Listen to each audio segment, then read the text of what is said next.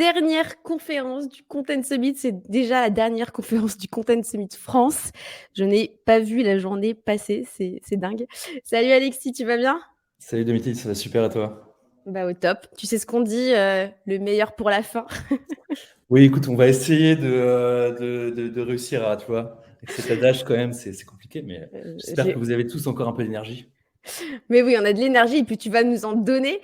Et d'ailleurs, je dis le meilleur pour la fin, mais c'est pas exactement la fin à la fin de ta conférence, puisque on a une petite session bonus pour clôturer ce Content Summit.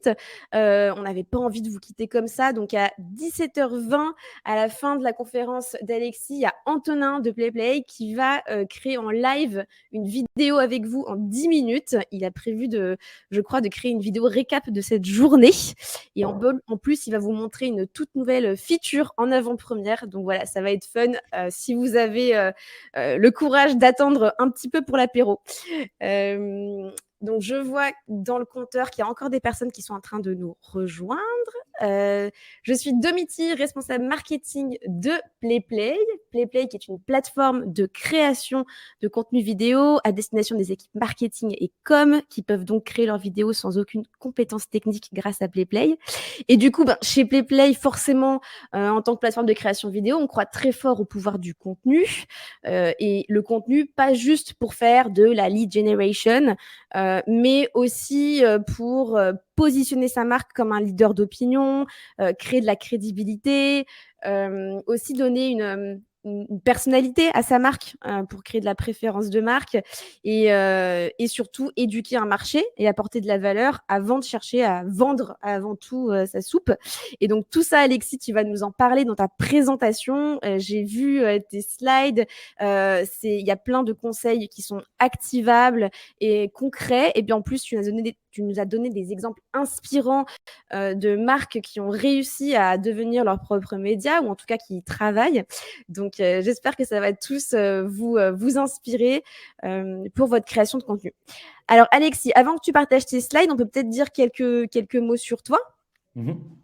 Donc, Alexis, tu es CMO, donc directeur marketing chez You Love Words, une solution de content marketing qui, je reprends vos mots, aide les plus grandes marques en France à raconter leurs meilleures histoires. Tu as commencé chez You Love Words il y a 4 ans. Tu étais la première embauche marketing chez eux. Puis, tu vois, tu as gravi les échelons. Et avant You Love Words, tu as fait tes armes dans le marketing, dans d'autres scale-up tech, il me semble Caméléon et iAdvise.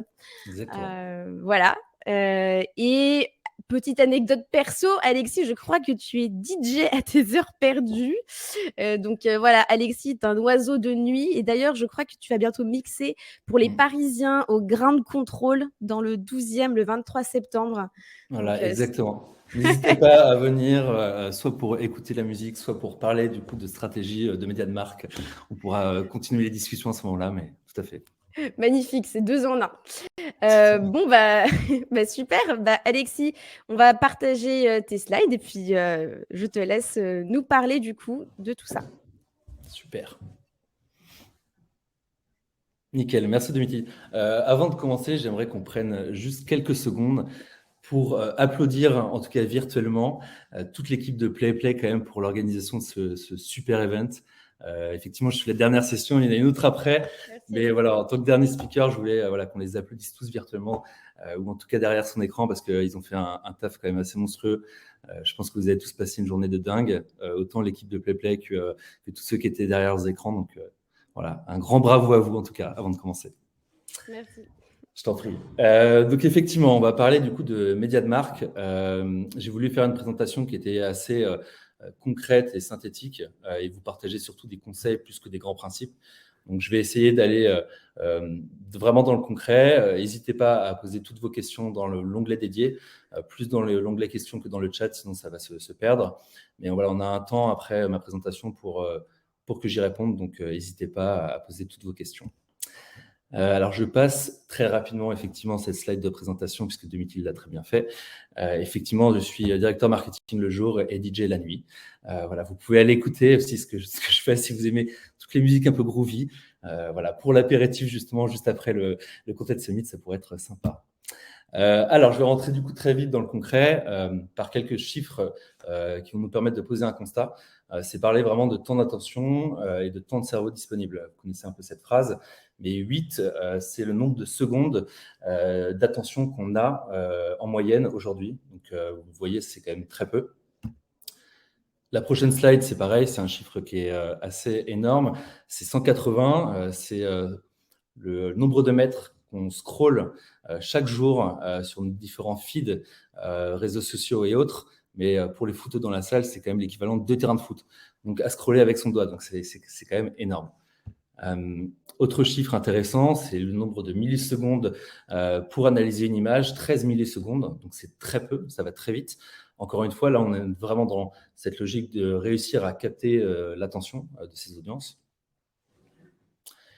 Et finalement, 95% du coup des infos qu'on reçoit ne nous intéressent pas. Donc ça, c'est pareil, c'est un chiffre moi qui me choque un peu. Et tout l'objectif de ma présentation, ça va être de faire partie de ces 5% du coup des informations qu'on reçoit qui vont nous intéresser.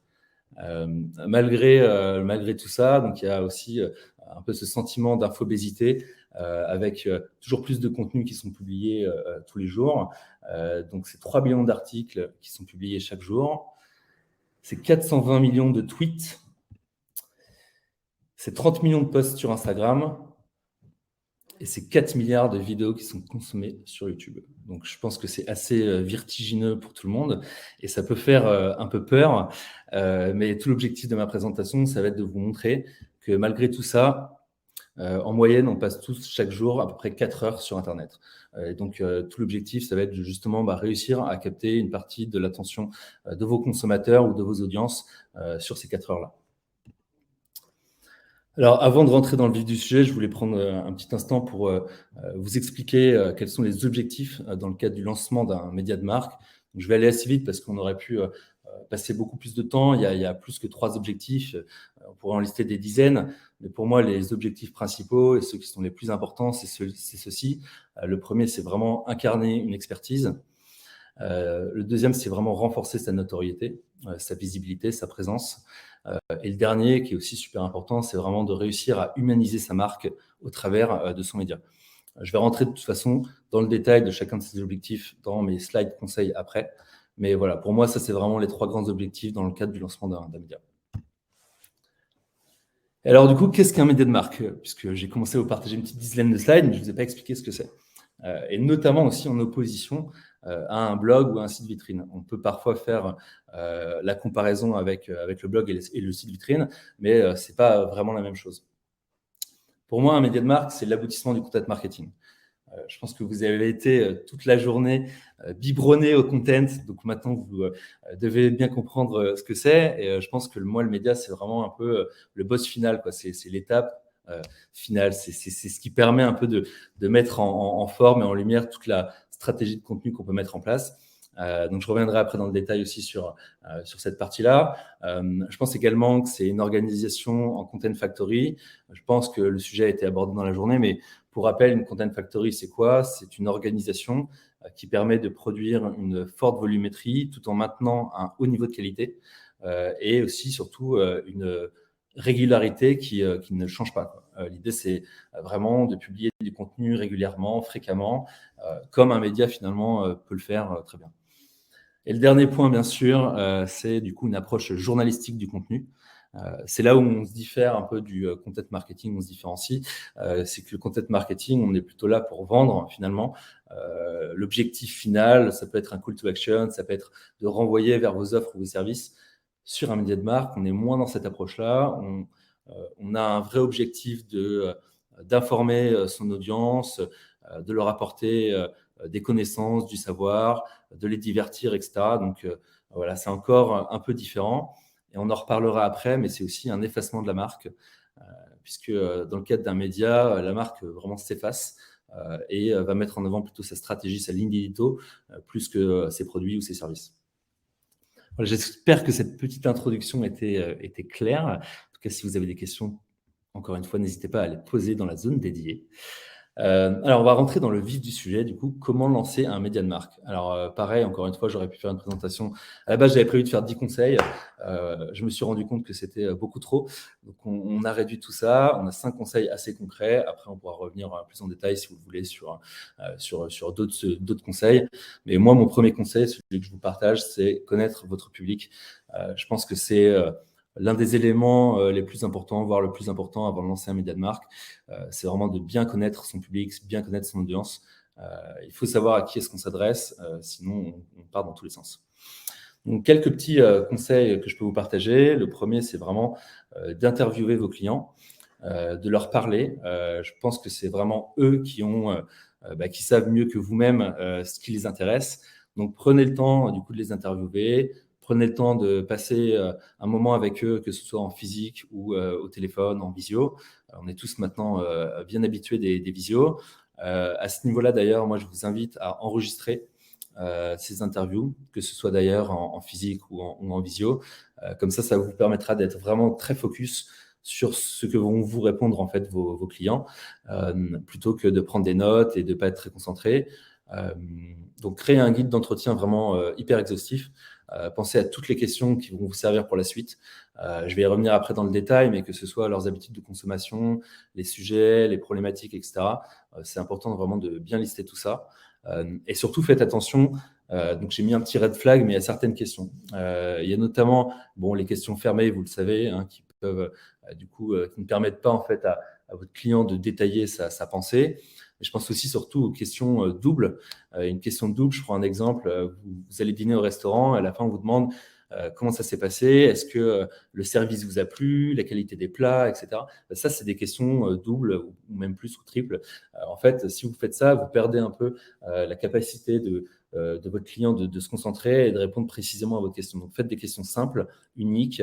Vous pouvez toujours revenir après sur des questions qui ont été posées. Mais voilà, ayez un guide d'entretien qui soit exhaustif et testez-le en amont. Voilà, mais ça, c'est hyper important. Comme je le disais, n'interrompez pas vos clients. Soyez vraiment dans un mode d'écoute active.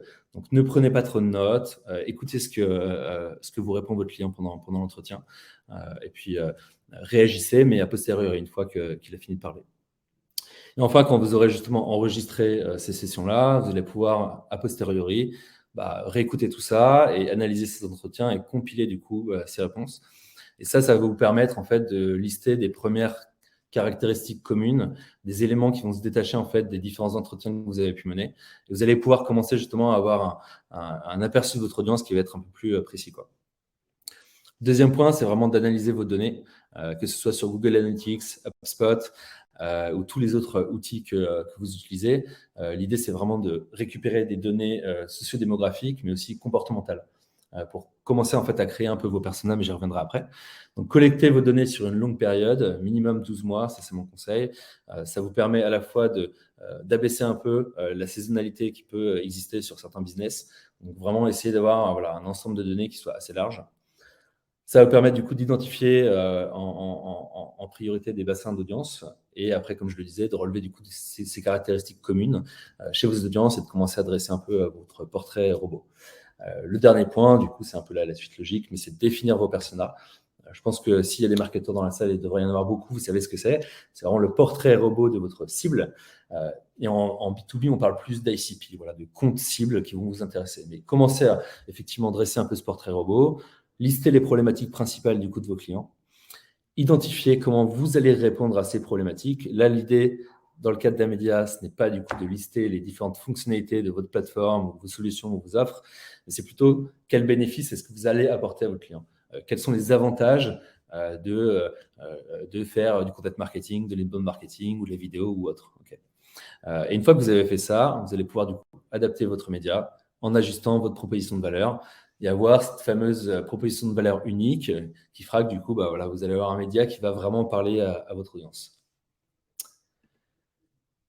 Mon deuxième conseil, super important également, c'est commencer à développer votre ligne édito.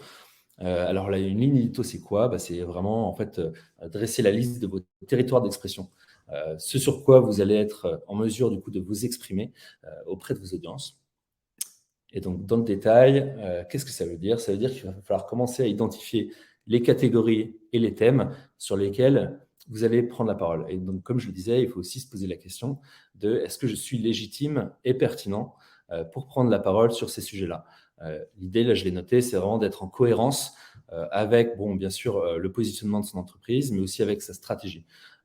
Voilà, vous n'allez pas prendre parole sur des sujets qui sont complètement éloignés de ce que vous faites, quoi. Donc, une fois que vous avez effectivement vous avez compris que vous étiez légitime et pertinent pour prendre la parole, vous allez définir du coup votre ligne éditoriale. Et on peut aussi appeler ça un peu le fil rouge thématique.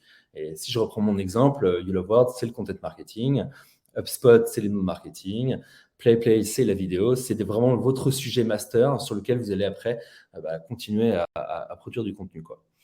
Et là-dessus, mon dernier conseil, c'est vraiment d'être sélectif, original et innovant dans vos sujets.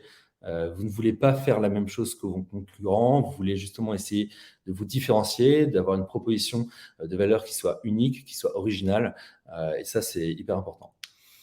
La deuxième étape, ça va être de détailler les typologies et les formats de contenu que vous allez produire. Et pour ça, c'est quelque chose auquel vous avez répondu à la slide à l'étape précédente. Quelles sont les habitudes de consommation de votre audience ? Vous ne pouvez pas vous décider en fait à vous lancer sur de la vidéo ou sur TikTok par exemple si votre audience ne consomme pas ce type de contenu ou ce type de canaux-là, quoi. Donc ces habitudes de consommation, généralement, vous avez pu les définir à l'étape des interviews. Deuxième conseil, c'est de vous demander quelles sont vos ressources et vos compétences disponibles. Quand je parle de ressources, ça peut être à la fois des ressources humaines. Est-ce que vous avez en interne les ressources pour produire ce contenu? Mais ça peut être aussi, bien sûr, des ressources plutôt budgétaires. Est-ce que vous avez le budget pour lancer un média ou en tout cas pour avoir telle ou telle volumétrie? Typiquement, au niveau des compétences, si vous voulez lancer dans la vidéo, mais que vous n'avez personne en interne pour produire des vidéos, ça va être plus compliqué. Donc, commencez vraiment à dresser la liste des ressources et des compétences que vous avez à disposition. Et enfin, soyez réaliste. On ne peut pas tout faire. Il y a des objectifs SMART. Pour rappel, SMART, spécifique, mesurable, atteignable, réaliste et tangible. Dites-vous par exemple, d'ici à la fin de l'année, je souhaite avoir lancé X nouveaux contenus par mois et les avoir diffusés sur tel et tel canal. Donc, soyez vraiment spécifique et précis. Et justement, ça me fait une bonne transition avec mon dernier point, lister les canaux de diffusion et la fréquence. Donc, soyez aussi précis que possible dans le choix de vos canaux. Comme je l'ai dit, vous ne pourrez pas tout faire, mais en tout cas, soyez cohérent et listez vraiment tous les canaux sur lesquels vous voulez prendre la parole. Déterminez également une fréquence que vous pourrez réellement atteindre. L'idée, c'est pas de se lancer, on va dire, à toute berzingue et de vouloir tout faire et qu'à la fin, on soit obligé de diminuer la fréquence. Ça, c'est ce qui est de pire. Ce que je dis après, prenez votre temps. Rome ne s'est pas construite en un jour, pour le petit clin d'œil, mais c'est exactement ça. Vous pouvez toujours commencer plus doucement et accélérer ensuite, lancer de nouveaux formats, lancer de nouveaux canaux. L'idée, c'est de trouver une régularité, une fréquence qui va vous convenir. J'espère que vous êtes toujours attentifs. J'en profite pour m'hydrater un petit peu. Parce qu'il fait très chaud au Content Summit. Donc, mon troisième point, c'est construire l'authenticité. Ça, c'est pareil, c'est quelque chose qui est super important, notamment dans le cadre d'un média. Le premier point, c'est vraiment de laisser votre expertise s'exprimer. C'est ce que je disais un peu en introduction, mais un média, ça vous permet vraiment de vous positionner en tant qu'expert, en tant que leader d'opinion. Donc ça, c'est essentiel. L'autre sujet dont je vous parlais aussi un peu en introduction, c'est répondre aux défis, aux challenges de vos lecteurs, répondre à leurs problématiques principales. Vos consommateurs, votre audience, vos lecteurs ne sont pas là forcément pour le fun, on va dire, même si probablement peut-être un peu aussi, mais en tout cas, ils sont là aussi pour chercher des solutions à leurs problèmes. Donc ça, c'est hyper important aussi de vraiment dresser la liste de toutes leurs problématiques et d'y répondre de la meilleure manière possible, bien sûr. Mais voilà, ils sont en recherche généralement aussi de solutions. Et c'est également pour ça qu'il est hyper important d'intégrer des témoignages clients et des études de cas dans vos contenus avec des chiffres vraiment concrets. Je pense qu'on a tous besoin aussi parfois d'avoir des illustrations en fait. La théorie c'est sympa, mais la pratique, voir comment tout ça fonctionne, c'est super important. Donc n'hésitez pas à solliciter vos clients, des experts, des partenaires pour illustrer certains de vos contenus. Ça me fait une bonne transition, elle est bien faite, dis donc, cette présentation, vers le deuxième point qui est celui de solliciter vraiment les meilleurs experts. Donc collaborer avec des leaders d'opinion, ça c'est un grand conseil. Je vous invite vraiment à solliciter des experts, des partenaires, puisque je pense que l'expertise ne se situe pas que chez vous. Et je pense que dans une logique, alors on en parlait avec Clara d'HubSpot en début de journée, mais dans une logique aussi de co-marketing, c'est hyper important aussi de faire appel à d'autres sociétés ou d'autres experts, puisque ça vous permettra aussi de bénéficier d'une audience auquel vous n'avez pas forcément accès. Donc, n'hésitez pas à faire ce genre de choses. Ça vous permet également de présenter des exemples qui sont autres que seulement les vôtres, et ça vous permet aussi d'adopter une approche journalistique et conversationnelle, puisque comme je vous le disais, c'est un point super important dans le cadre d'un média. On n'est pas là pour vendre quelque chose, on est là pour informer. Et dans ce cas-là, effectivement, en sollicitant des experts, on va pouvoir les quoter, les sourcer, etc., partager leurs citations. Et ça, c'est hyper important. C'est vraiment avoir une approche journalistique, raconter une histoire.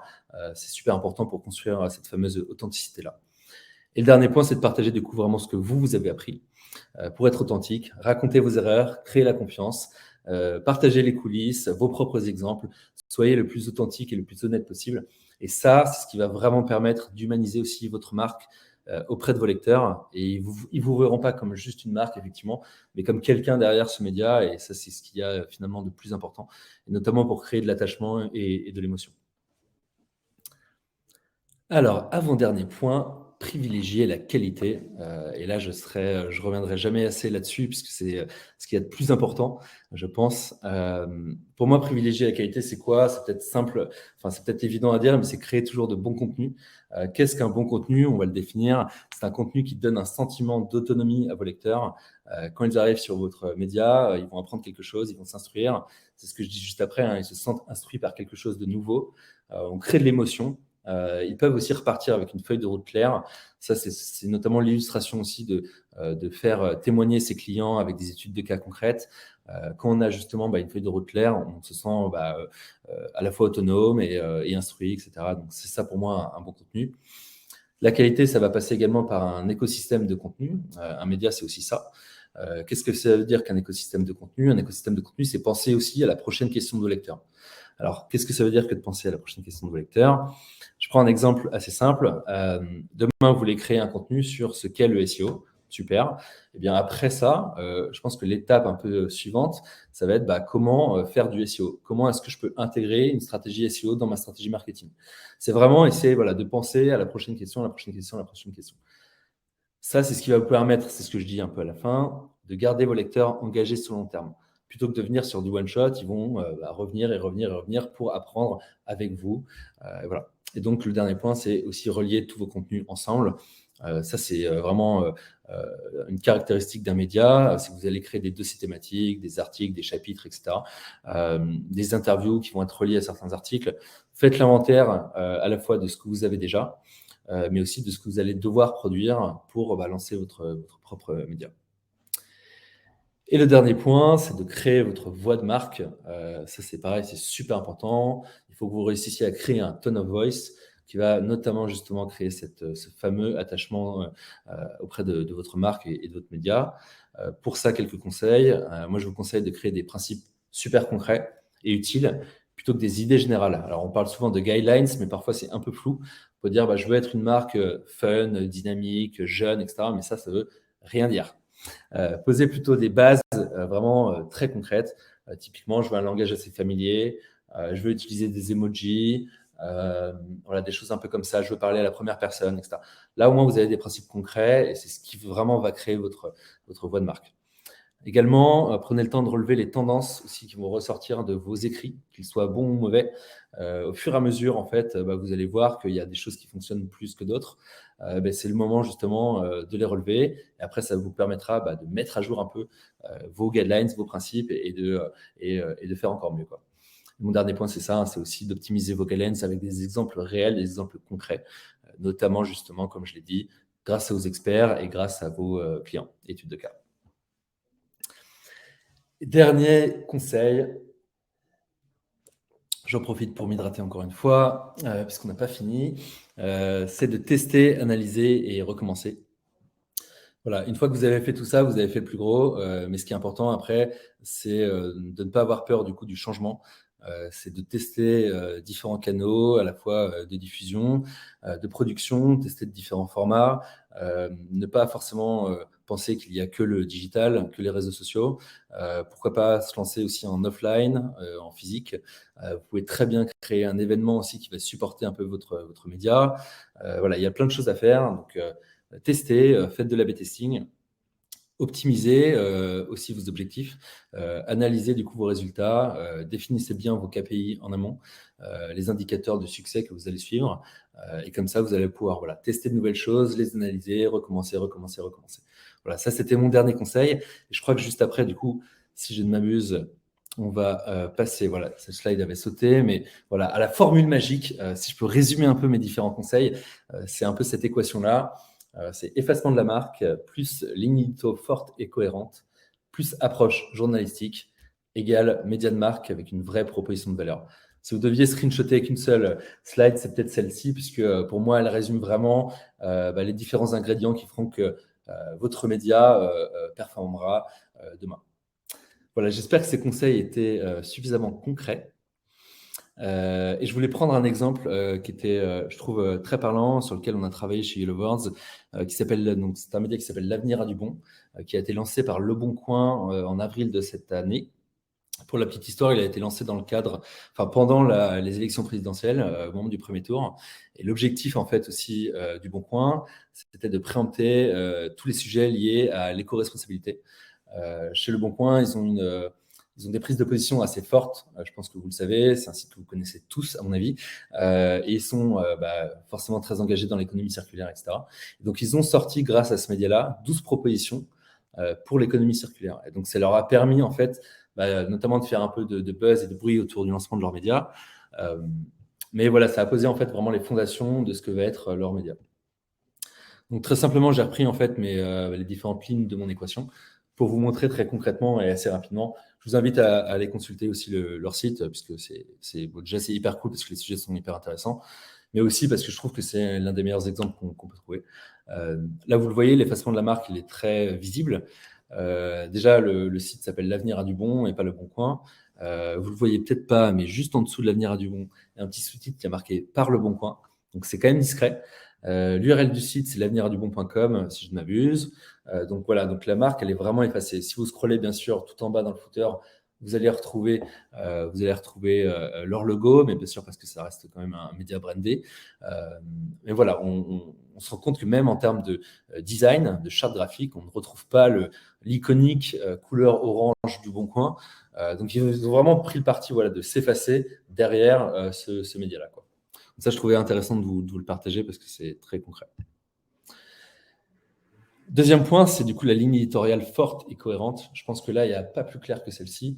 L'Avenir a du bon, qu'est-ce que c'est? C'est le média des bonnes nouvelles créé par Le Bon Coin. Voilà, donc là, vous avez une proposition de valeur et une baseline qui est forte. Et si on regarde dans le détail, c'est quoi? C'est un lieu de rencontre, de partage, d'expérience. Donc là aussi, des mots forts. Et l'Avenir a du bon, c'est le carrefour de la France qui va bien. Ça, pour moi, c'est vraiment une très, très forte proposition de valeur et un très fort positionnement. Et après, ils rentrent vraiment dans le détail sur leur positionnement en disant que solidaire, engagé, responsable, c'est à la fois leurs audiences, mais c'est aussi leur culture à eux. Et c'est ce qu'ils veulent partager grâce à ce média-là.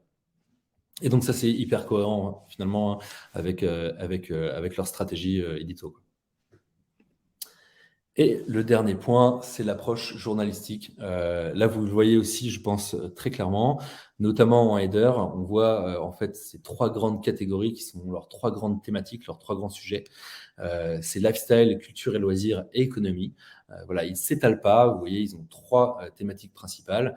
Et après, dans le rubricage de leur site, là, vous le voyez, avec la thématique lifestyle, on va retrouver des grands dossiers et des articles un peu plus spécifiques. Et là, on retrouve finalement un rubricage assez classique, j'ai envie de dire, de sites médias comme Fubiz et plein d'autres.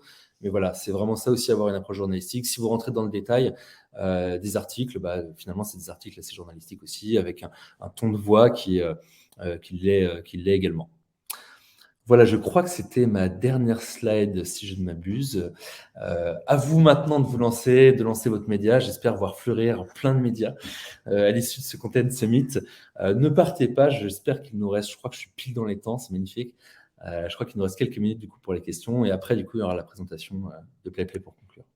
C'est magnifique, Alexis. Il nous reste 10 minutes pour répondre aux questions. C'est parfait. Merci beaucoup. Hyper intéressant que tu puisses illustrer ces conseils, je trouve, par un exemple concret. Ça parle toujours beaucoup plus.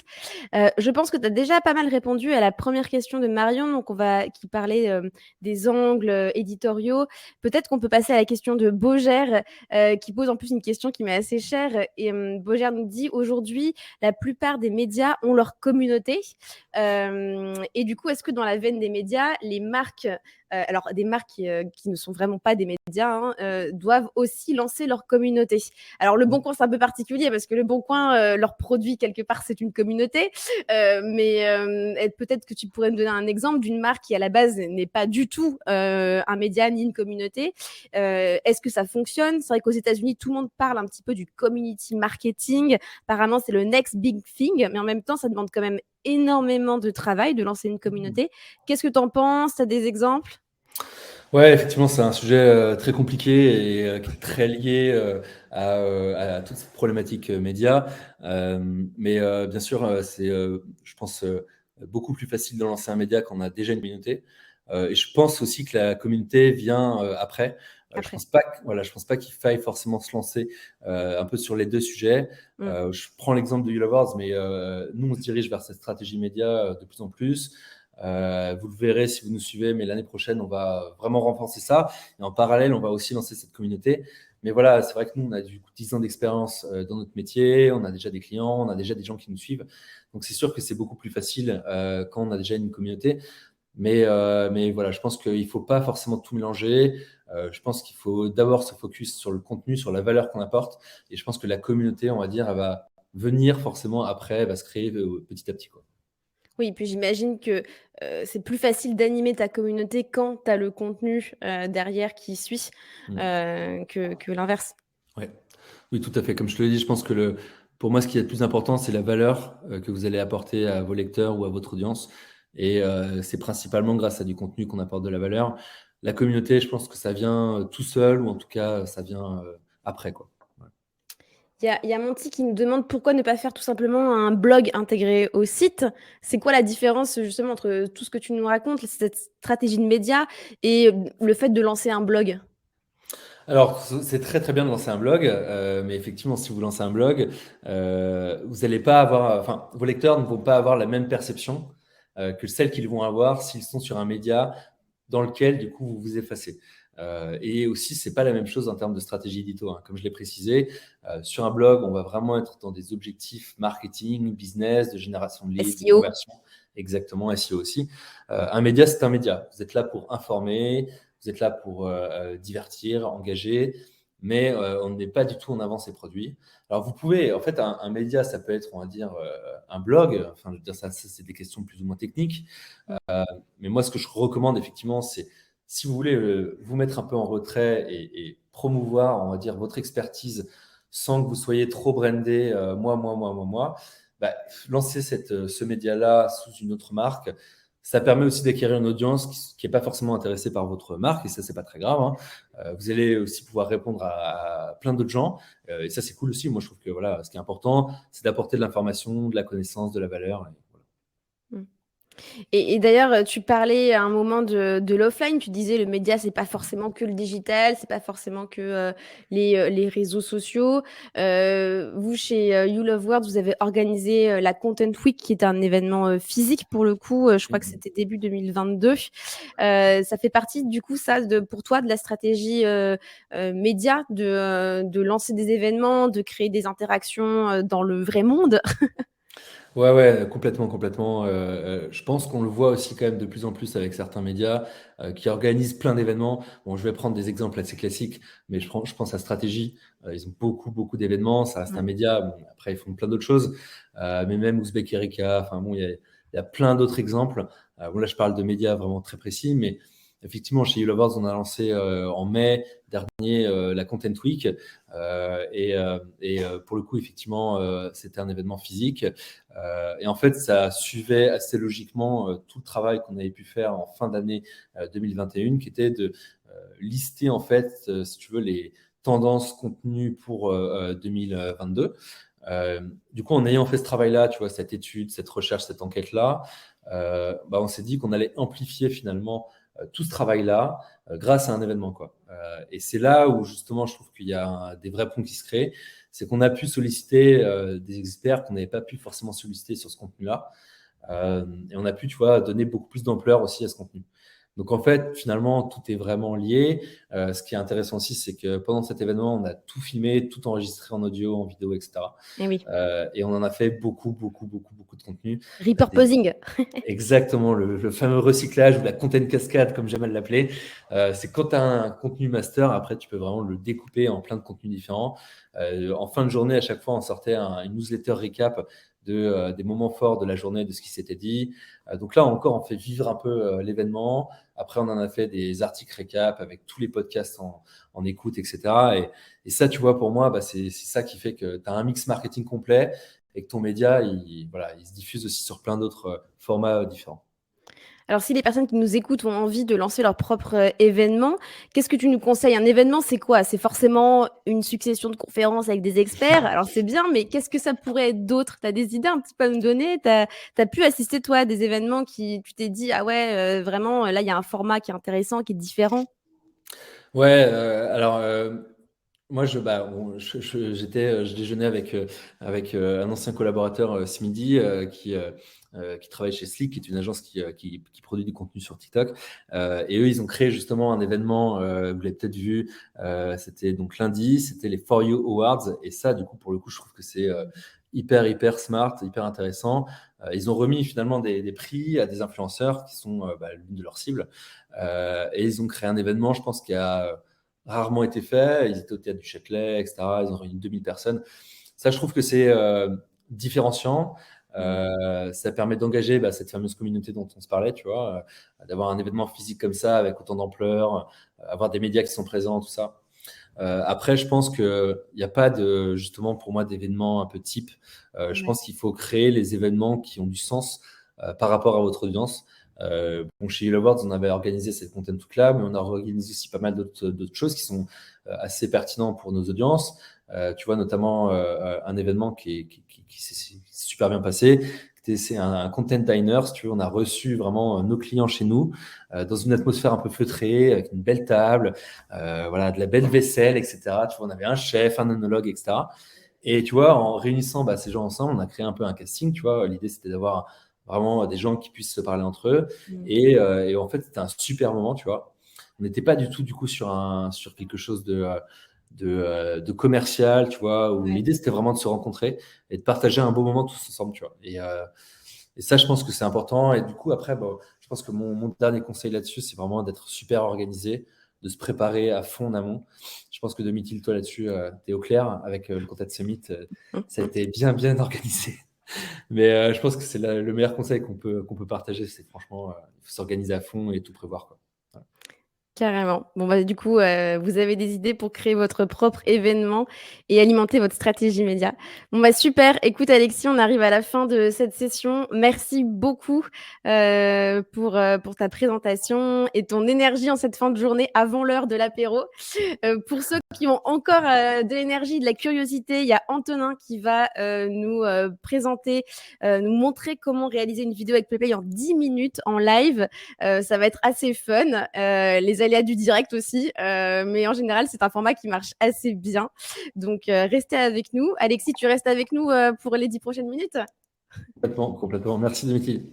Trop chouette. Merci beaucoup et à très Merci. vite et bonne soirée à tous. Merci. Merci.